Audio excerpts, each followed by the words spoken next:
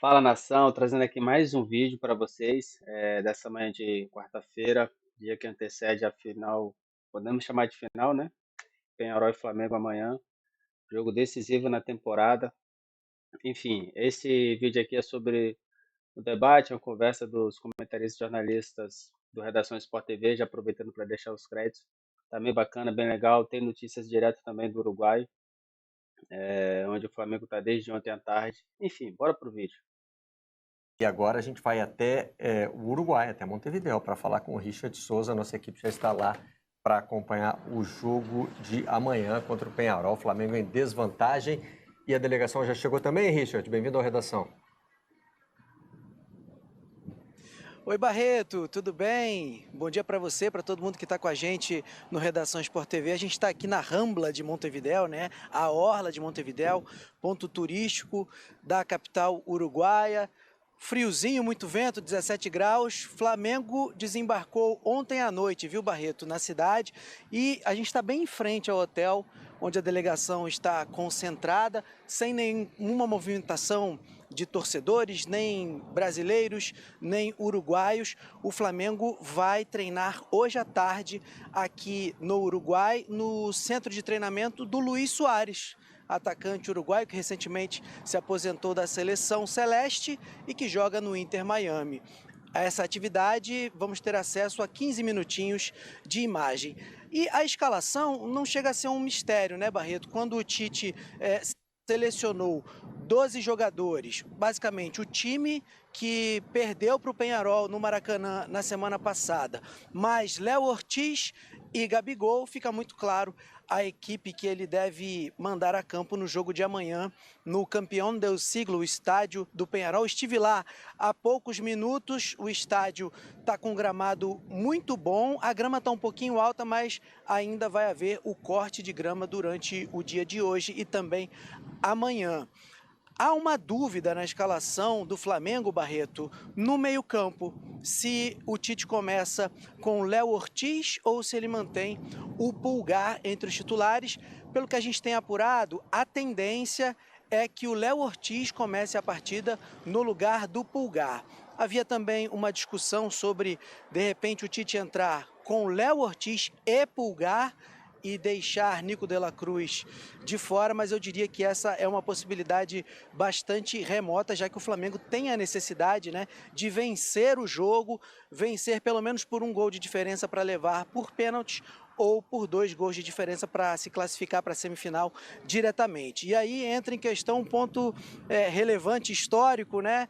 O Flamengo jamais venceu o Penharol na história da Libertadores. 5 confrontos, 4 derrotas e 1 empate. O Flamengo sequer conseguiu fazer um gol no Penharol na história do confronto em Libertadores, vale ressaltar isso, né? Em Libertadores, então o Flamengo tem essa sequência aí de estatísticas, alguns dados históricos para tentar quebrar, mas encara como o jogo do ano. O Tite, inclusive, depois do jogo no Rio de Janeiro, disse que o Flamengo criaria novamente oportunidades, como fez no jogo de ida, mas que dessa vez faria os gols. Informação sobre Gabigol, né? Foi relacionado, ficou fora do jogo contra o Grêmio, recuperado da fibrose na coxa direita, foi relacionado, chegou muito sorridente ontem aqui a Montevidéu com a delegação. O Gabigol volta a ficar como opção do técnico Tite para essa partida importantíssima contra o Penharol. Como eu disse, teremos essa atividade logo mais, na parte da tarde. Vamos ter acesso a apenas 15 minutinhos, Barreto. Sobre o Penharol, poupou seus titulares também na rodada do Campeonato Uruguai. O Penharol é o vice-líder e goleou por 5-0 o Cerro do Uruguai. E aí, nas conversas aqui com jornalistas uruguaios, com torcedores, existe um respeito muito grande em relação a esse Flamengo, apesar do desempenho irregular da equipe do Tite na Libertadores e na temporada. E muita gente se pergunta, poxa, como é que o Flamengo conseguiu perder para o Penharol lá no Rio de Janeiro, apesar de reconhecerem que o Penharol jogou muito bem. Ouvimos até de alguns jornalistas por aqui, viu, Barreto, que foi a melhor partida do Penharol na temporada, aquele jogo do Maracanã. mas existe aí um elemento de respeito ao Flamengo. Não vemos torcedores empolgados com essa vitória, com essa vantagem uruguaia. Portanto, esse é o cenário que a gente encontra aqui em Montevidéu, pelo menos nesse dia que antecede o confronto. Barreto? Valeu, Richard. Muito obrigado, então, pelas informações. Cenário bonito ali, né? Com Lindão. a orla de Montevidéu ao fundo. Já o cenário do jogo vai ser mais hostil ao Flamengo, né? O Flamengo vai ser pressionado pela torcida, como costuma acontecer nos jogos no Uruguai. E vai ser pressionado pelo Peñarol ou vai ser cozinhado pelo Peñarol? Eu acho que Pode ficar esperando, né? eu acho que o Peñarol, pelo momento que o time atravessa e pela expectativa dos torcedores, que, aliás, vieram em massa, mais de 2.000 torcedores na caravana deles no confronto no Rio de Janeiro, eu acho que eles vão tentar resolver, aumentar a vantagem logo no início para dar o cartão de visita. Tão empolgado, esse 5-0, os 2 últimos gols foram marcados pelo Matheus Babi.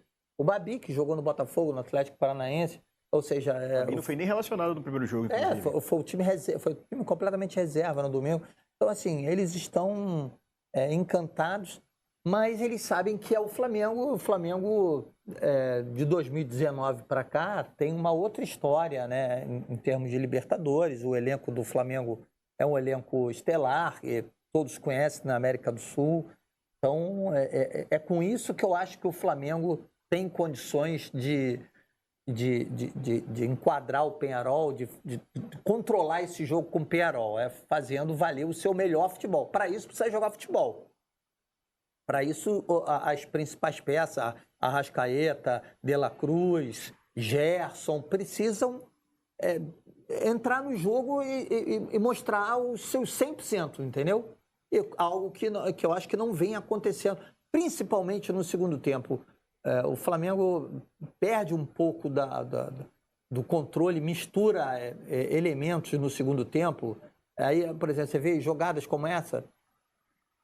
Isso foi a jogada do Everton no jogo contra o Grêmio no domingo, mas você dificilmente a gente tem visto um jogador do Flamengo pegar a bola e tentar uma jogada individual, tentar usar sua técnica, seu talento. Eu fico meio sem graça para falar, Marcelo, porque eu sou um defensor árduo dos jogadores que vêm das divisões de base. Eu não consigo olhar para o time do Flamengo e não ver jogadores das divisões de base entre os 11 titulares, ou pelo menos entre os 15 principais jogadores do time, entendeu? Então, olhando para esse time do Flamengo, acho que essa é uma crítica que eu faço ao trabalho do Tite, assim, que ele não teve, vai estar fazendo um ano agora no dia 20 de outubro, ele não desenvolveu jogadores, potencializou os jogadores da base para que pudessem estar figurando entre os jogadores principais do Flamengo. Essa é a minha principal crítica ao Tite. Eu acho que esse time do Peñarol, especificamente, é um time com uma consciência do que se tem que fazer muito apurada. O que mais impressionou no jogo de quinta-feira, quando eu estava assistindo, o que mais me impressionou foi a total ciência do que cada um daqueles caras precisava fazer para controlar um time que é muito melhor no papel, inclusive, né? Mesmo não estando na melhor das fases.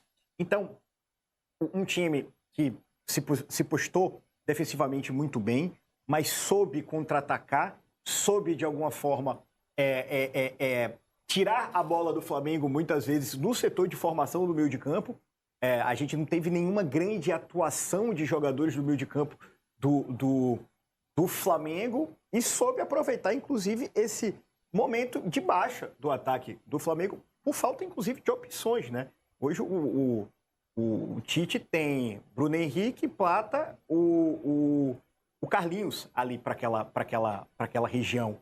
Então, foi sensível como o Peñarol conseguiu se colocar com uma ideia de jogo muito bem aplicada e que surtiu efeito. Afinal de contas, o Peñarol saiu com um placar para levar para esse ambiente que é absolutamente hostil. A gente estava falando mais cedo do Monumental.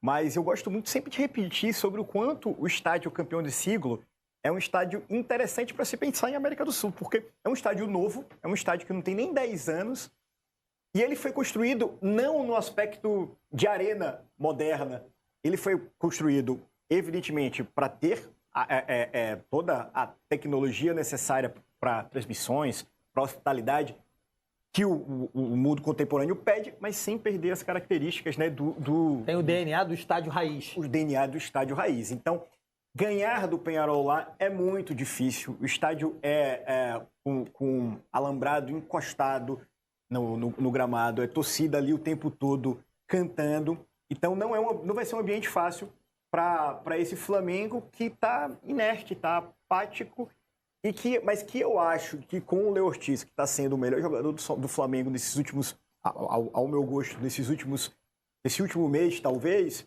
no lugar do Pulgar, pode ter uma possibilidade criativa um pouco melhor ali no segundo tempo, no segundo jogo contra o Peñarol. Bom, galera, é isso aí, né? Ninguém disse que seria fácil.